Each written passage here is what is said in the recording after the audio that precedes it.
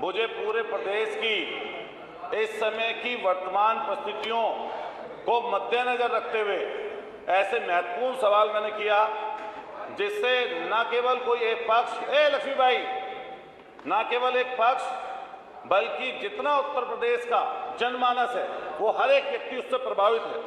मान्यवर, मैंने मंत्री जी से निजी अस्पतालों के विषय में कुछ बातें पूछने की इस सवाल में चेष्टा की है और उनका जो जवाब आया है वो निश्चित रूप से इस जनता के विश्वास को तोड़ने वाला है।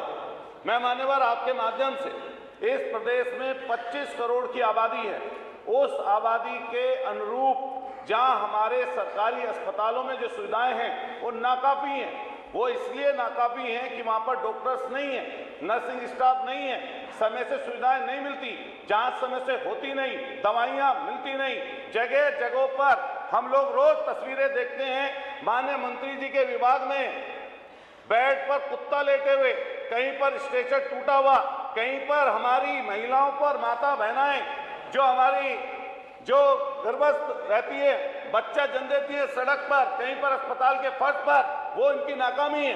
इन सारी चीजों के जब परेशानी दिक्कत देखता है व्यक्ति निजी अस्पताल की तरफ जाता है। मान्यवर, निजी अस्पतालों में सरकार का कोई अंकुश नहीं है। मैंने यही सवाल माननीय मंत्री जी से पूछा कि माननीय मंत्री जी बताएंगे क्या कि निजी अस्पतालों पर क्या उनके बिल पर क्या उनकी जो अनाप शनाप तरीके से अपने मनमाने तरीके से जो वो अस्पताल से दवाइयां देते हैं, बाहर से दवाइयां लाने नहीं देते। तीसरा, जो जांचें कराते हैं वो बाहर से कहीं और से जांचें कराएं तो उसको मानते नहीं है। क्या मान्यवर माननीय मंत्री जी बताएंगे कि अब तक पूरे प्रदेश में कोई ऐसी आपके पास शिकायतें आई हैं कि जिसमें निजी अस्पतालों के खिलाफ शिकायतें मिली? अगर वो मिली हैं तो उनकी संख्या कितनी है, और अगर उनकी संख्या जितनी भी आपके पास है क्या उसमें से एक पर भी किसी के ऊपर कार्रवाई हुई? माननीय मंत्री जी इसके बारे में जानकारी दें। क्या प्रदेश सरकार ये भी बताने का कष्ट करेगी कि हमारे यहाँ 2010 से जो भारत सरकार ने क्लिनिकल इस्टेब्लिशमेंट एक्ट 2010 जो हुआ वो 2016 में हमारे उत्तर प्रदेश में मान्यवर लागू हुआ, 2021 में वो प्रभावी कानून के रूप से हुआ। क्या उसके हिसाब से कोई प्रदेश में क्या उस एक्ट के हिसाब से क्या किसी मरीज को या उसके तबींदार को या परेशान होने वाले व्यक्ति को क्या कोई सुविधा, क्या उसके मानक के हिसाब से कोई निजी अस्पताल कोई काम कर रहा है?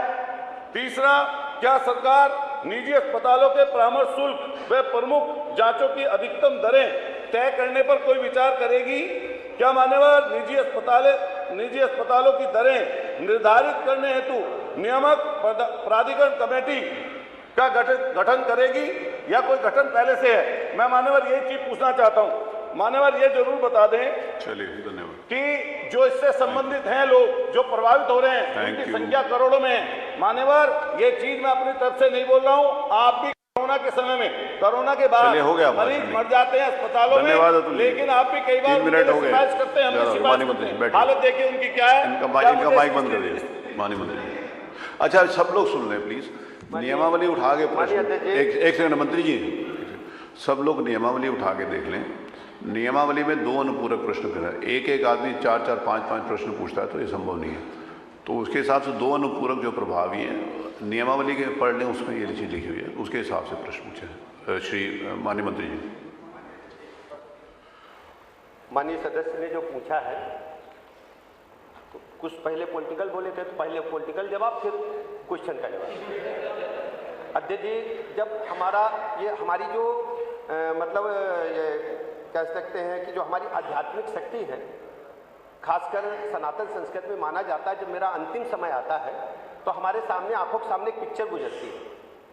तो जो समाजवादी पार्टी के माननीय सदस्य हैं, इनका पार्टी का राजनीतिक कार्यकाल का अंतिम समय तो पुराने ये 17 से पहले का सिनेमा देख रहे थे, वो ही पढ़ रहे थे कि कुत्ता बैठा है, बिल्ली बैठी है, ये वो पढ़ रहे थे।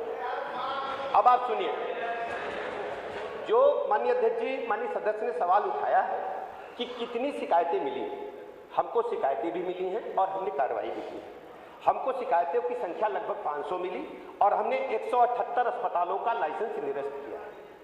ऐसे जो निरस्त करने के उपरांत उन्होंने अपील किया। एक अथॉरिटी हमारे यहाँ सिस्टम बना हुआ है, एक बाकायदा सुनवाई का केंद्र है।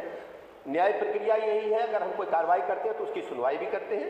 59 अस्पतालों को हमने रिवाइव किया, उनकी सुनवाई के बाद उनकी जो रिक्वेस्ट थी उसको परीक्षण कराया, पाया गया कि ये बहाल करने लायक है और 281 अस्पतालों के खिलाफ FIR कराई है जो मानक के विपरीत चल रहे हैं। इसके अलावा जो सीज किए अस्पताल माननीय अध्यक्ष जी वो 533 है और आज तक हमने 1542 अस्पतालों को नोटिस जारी किया है कि मानक के विपरीत आप इसको सुधार करो। और कुछ डायग्नोस्टिक के बारे में पूछा है नहीं पूछा है ना? पूछा डायग्नोस्टिक के बारे में पूछा? हाँ, पूछा। वो भी बता देते हैं।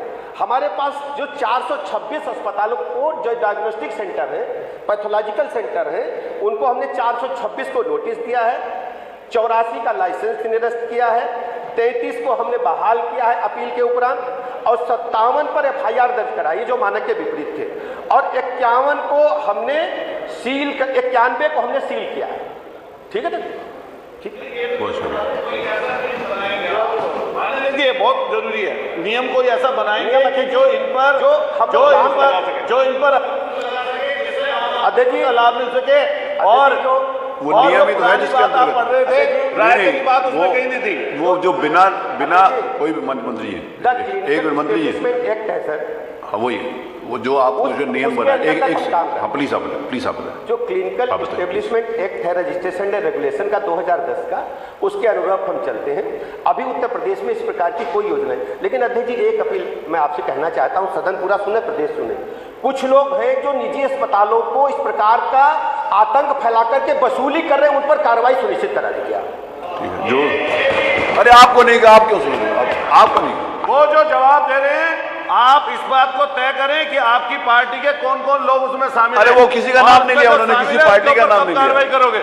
उन्होंने किसी पार्टी का नाम नहीं लिया, किसी व्यक्ति का नाम नहीं लिया, किसी व्यक्ति का नाम नहीं लिया, किसी पार्टी का। श्री आशु मलिक, प्रश्न संख्या 6, श्री आशु